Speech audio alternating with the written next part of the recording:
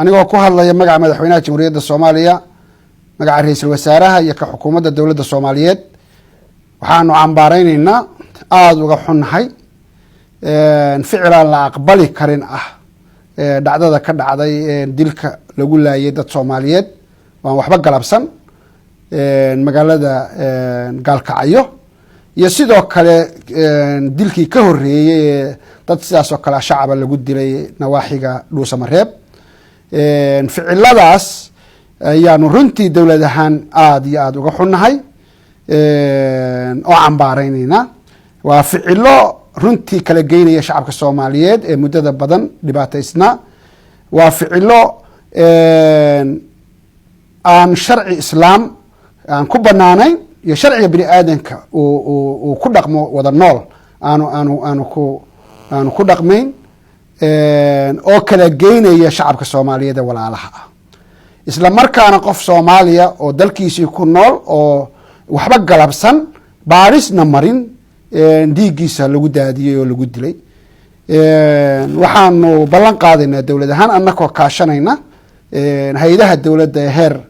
federaal iyo heer maamul goboleed annagoo kaashanayna oday dhaqameedyada annagoo kaashanayna culimada dadka waxgaradka ah ee Soomaaliyeed in ficilkaas lagu sameeyo baaris laxaad leh oo dadkii ka dambeeyay ficiladaas laga qaado tallaabo sharciga waafaqsan laga qaadi doono oo cadaaladda la horgeyn doono waxaanu tacsi u diraynaa qoysaskii iyo eheladii iyo qaraabadii dadkii ay ka dhinteen dadkaas la laayay sidoo kalena waxaanu ugu baaqaynaa dadka Soomaaliyeed inay ka dheeraadaan dadka Soomaaliyeed oo muddo 30 sano ku dhawaada nabadgelyo darro iyo dil iyo dhibaato ku soo noolaa halkii ay ka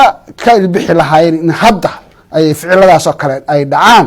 wax aad iyo aad looga naxo weey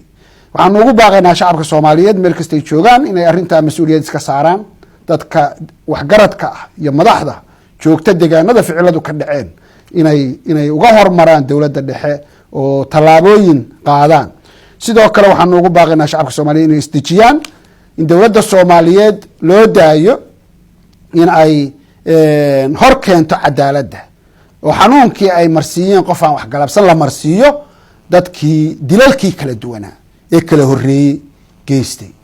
ayaanu ugu baaqaynaa waxaanu ugu ballan qaadaynaa sida ugu dhaqsaha badan in dawladda Soomaaliyeed kiisaskaas u baari doonto waa mahadsantihiin